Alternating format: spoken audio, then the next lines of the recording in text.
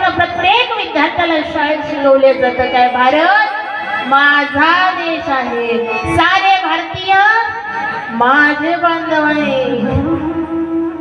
Marathi English medium असेल तर India is my country, all Indians are माय.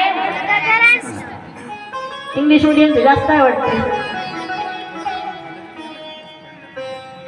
भारत माझा देश आहे, आपलेपणा जिव्हाळा आपुलकी याच्यातून दिसून येतंय. आणि बघा ना, तुम्ही असं कधी ऐकलंय का अमेरिका आंटी, पाकिस्तान चुलता, फ्रेंच मावशी, इंग्लंड आत्या, चीन काकू? नाही, पण माझी भारत माता. आणि या भारत मातेच्या कुशीत आपण जन्माला आलेलो आहोत, तिचीच सुपुत्र आहोत आपण. आणि ती जाण ठेवून पुढे चालायचे, कारण हा भारत देश सर्वसामान्य नाही हो, जगात सुंदर शोभनीय असा आहे. ज्या वेळेला राकेश शर्मा अंतराळात गेले आणि वरून मात्र पाहते, तर त्या वेळेला त्यांना विचारलं, हो सांगा ना वरून भारत देश कसा दिसत होता, आपला भारत कसा दिसतोय? तर त्या वेळेला राकेश शर्माने दिलेलं उत्तर आहे, सारे जहां से अच्छा हिंदुस्तान हमारा हमारा, सारे जहां से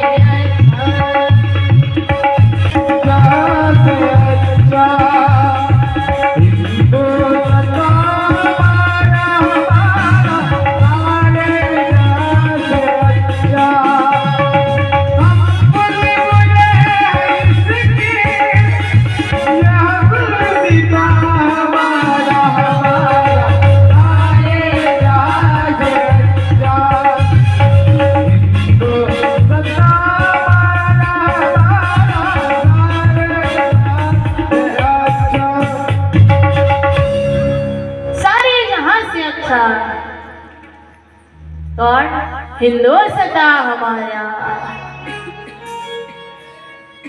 आणि म्हणून मात्र प्रेम करायचंय ना, तर या देशावरती करायला सांगितलेलं आहे. म्हणून तर म्हणाला, अरे तैरना है तो समंदर में तैरो, नदी नाले में क्या रखा है, और इश्क मोहब्बत करना ही है तो वतन से करो, इन बेवफाओं में क्या रखा है. का? तर देशासाठी बघा ना, दोन मुलांची परिस्थिती मी सांगेल. एक मुलगा तो जो मात्र कुठेतरी जवानीच्या नादात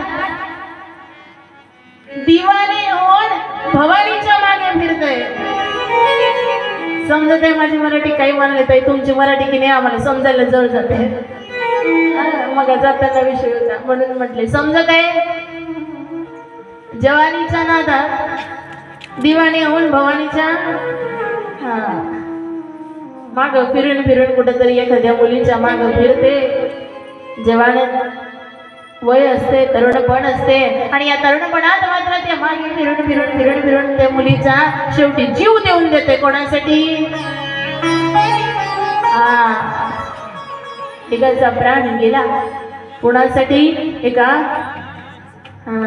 आणि दुसरीकडे त्याच देशातला तरुण ऊन वारा पाऊस थंडी, दसरा दिवाळी पोळा होळी कोणताही सण असेल तरी मात्र या भारत भूमीच्या रक्षणासाठी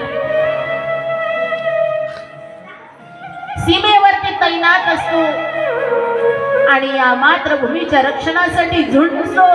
परकीयांशी आक्रमकांशी लढतो, दहशतवाद्यांशी लढतो आणि मात्र या मातृभूमीसाठी वीर मरण पत्करतो. दोन्हीही तरुण गेले, पण मरण फरक बघा. एक मात्र आई वडिलांना चार चौघात ताठ मानेने जगायला मात्र लाज वाटेल असं काम करून गेला.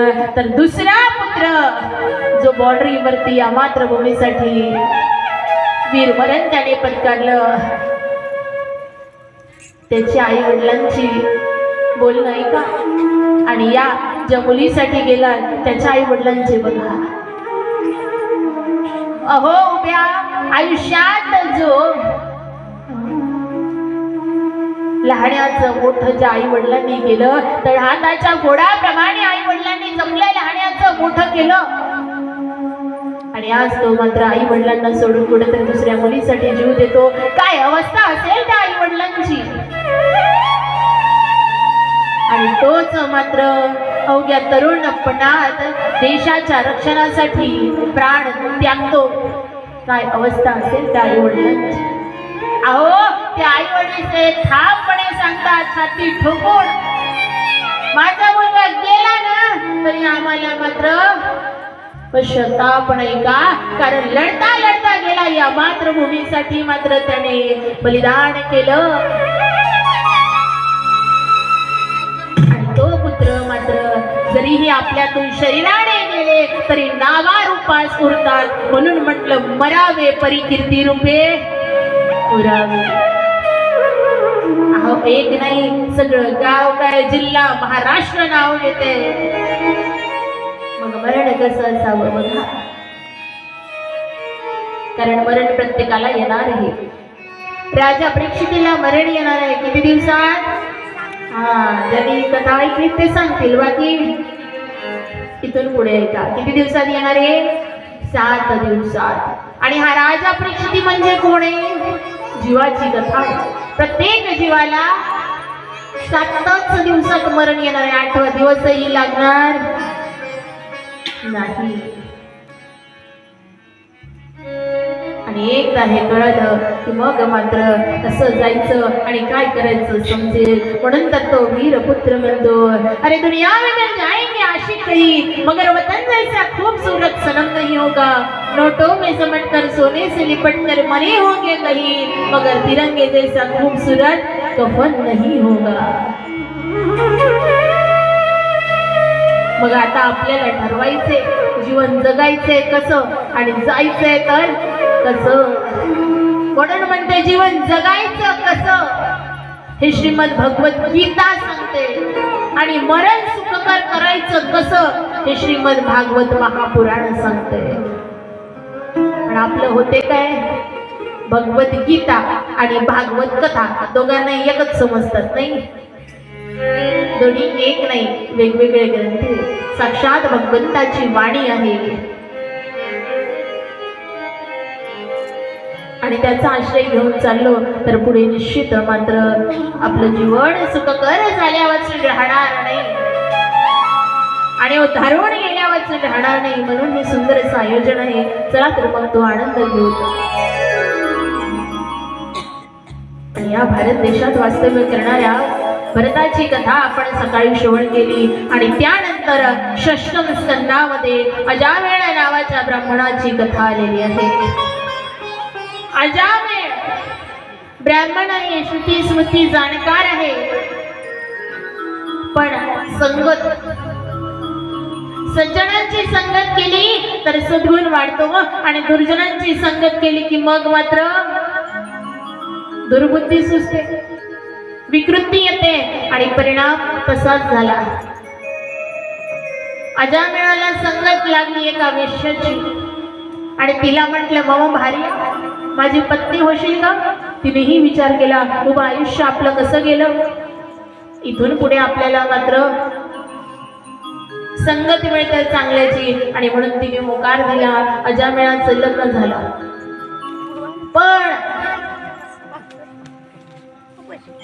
तिची विकृती अजामेळाच्या संगती झाली आणि अजामेळ मात्र हळूहळू हळूहळू हळूहळू जे काही श्रुती स्मृती जाणकार होते, सत्कर्म करायचे ते सगळं विसरत चाललेले आहे. का? कारण संगत या पत्नीच्या संगतीत आले आणि परिणाम मात्र दुर्गुण सुचायला लागले. आणि कसंही एकटे होते, कुठेतरी 4 घास मागितली भिक्षा की व्हायचं मोकळं, बरोबर की नाही. म्हणून तर म्हणतात ना एकटा जीवानी का. 1 टाइम बनवलं 2 टाइम खाल्लं तरी जमून जाते. नाही मिळाला कुठं तर ब्राह्मणच आहे. भवती भिक्षा देही, भिक्षा मागितली मग तो गिरी मागितली की झालं. नाहीच मिळालं तर एक दिवस उपाशी राहिला तरी भगवंताच्या नावाचा उपवास केला म्हणायचं. असं करत अजामेळा मात्र जीवन जगते. पण एकाचे 2 झाले, 2 हाताचे 4 हात झाले, 4 हाताचे 8 हात झाले. कळतंय ना?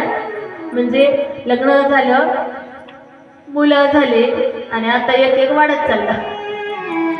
मग सांगा ना, एकट्याच जेवढ्या मात्र पैशामध्ये व्हायचं, जेवढ्या कमाईमध्ये व्हायचं, आता 4 जण कुटुंबात असेल तर तेवढ्या याच्यात भागते जाऊ, तेवढ्या याच्यात जमत नाही.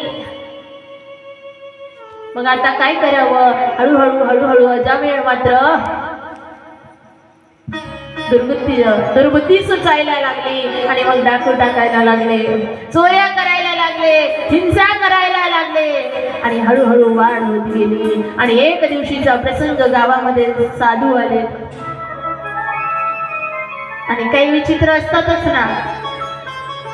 आल्यानंतर मात्र गावात येऊन विचारलं, सांगा आम्हाला मात्र भूक लागलेली आहे, आम्हाला कोणाच्या घरी मात्र जेवणाची व्यवस्था होईल का?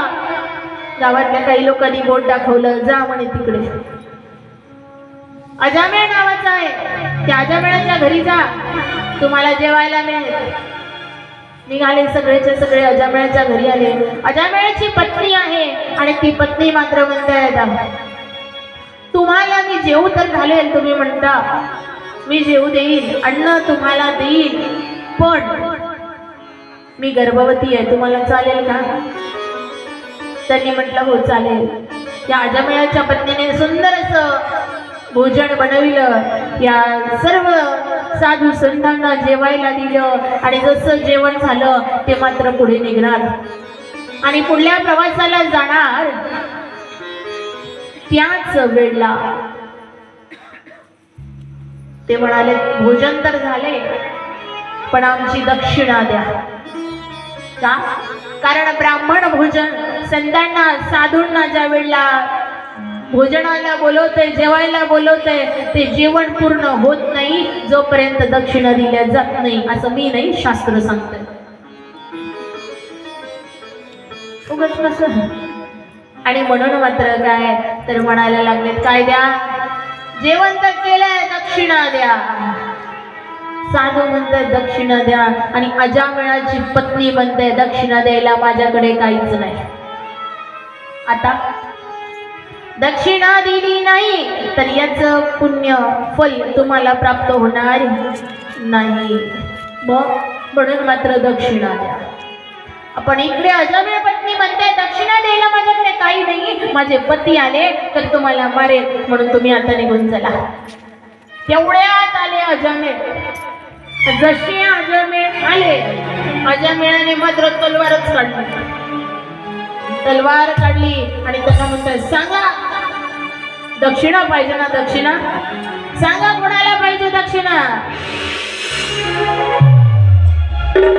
कलियुगातले असले तर हा नाही, पण ते नाही गेले. ते म्हणाले आम्हाला पाहिजे दक्षिणा, आम्हाला. अजामेळ म्हणाले, हातात शस्त्र आहे धारदार, म्हणते सांगा काय दक्षिणा द्यायची?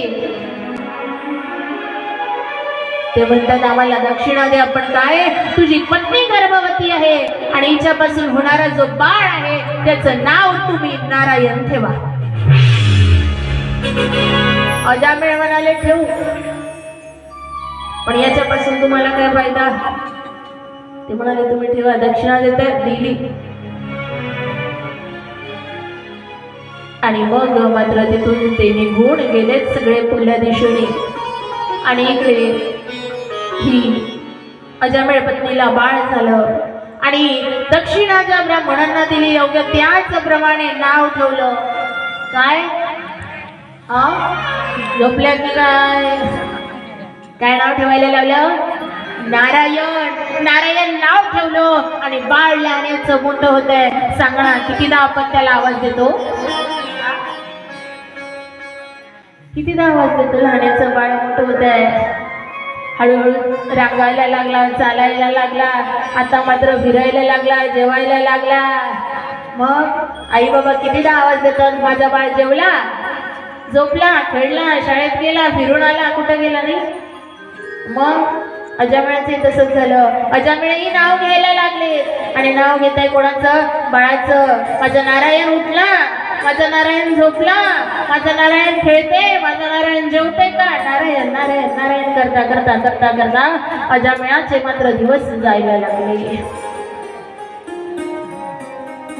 भगवंताचं नाम चिंतन मात्र अजामिळ करत आहे आणि हे करत करत करत करत मात्र या अजामिळाचा अंतकाळ जवळ आला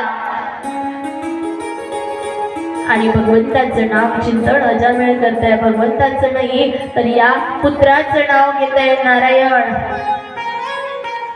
आणि भगवंत स्वतः सांगते, प्राण प्रयाण समयो कपवात पित्त. जेव्हा मात्र त्रास व्हायला लागतोय, दम वाढते, पित्त वाढते, प्राण प्रयाण समयो जायच्या वेळेला आणि त्या वेळेला मात्र चुकून का होईना, दुसऱ्याला उद्देशून का होईना, पण भगवंताचं नाव घेतलं तर तो भगवत धामाला मात्र जातोय. आणि हे भगवंताचं बोध मात्र सत्य ठरलं आणि परिणाम अजामिळ नारायणाला मुलाला हाक मारता मारता अजामिळाला मात्र काळ न्यायला आला आणि भगवत धामाला घेऊन गेले. बघा, दुष्कृत्य केलं, वाईट कृत्य केलं, पण भगवत धामाला जाता आलं का? भगवंताचं कळत केलं आणि न कळत केलं तरीही पुण्याच मिळणार. विस्तोय, विस्तो अग्नी, विस्तो पेटलाय, आग लागली आहे, अग्नी पेटलेला आहे आणि त्याच्यात जर का तुम्हाला माहिती आहे की हात लावला तर काय होणार? थंड थंड वाटणार, बरोबर ना? असं असं करणारे मन घरीच आहे. माहिती आहे विस्त्याला हात लावला तर काय होईल? थंड वाटेल, बरोबर ना? आले आता जाग्यावर, आता असं चालू झालं. काय होणार? चटका लागणार, हात भाजणार, हात शेकल्या जाणार, माहिती आहे आणि तरीही मात्र हात ठेवला, काय होणार? भाजणारच आहे, जळणारच आहे, चटका लागणारच आहे. आणि एखादं लहान बाळ आहे, त्याला माहिती नाही हो की ही अग्नी आहे आणि आपल्याला लासणार आहे, आणि तो रांगत रांगत चालत चालत इथपर्यंत गेला आणि हात टाकला. त्याला समजत नाही म्हणून त्याचा हात काही जळणार नाही का? जळणारच आहे. अगदी त्याचप्रमाणे भगवंताचं नाव कळत घेतलं तरी आणि न कळत घेतलं तरीही तेच पुण्य प्राप्त होतं. म्हणून नाव देखील तसे ठेवा. आताचे नाव असे आले, नाव शांताबाई, आणि ती शांत राहते का? शांत नाही राहत, गावभर भांडणं करत कल कल कल कल कल कल कल. तुमच्या गावातल्या शांताबाईला नाही म्हणत बरं का, तुमच्या गावातले सगळे चांगले आहेत, कारण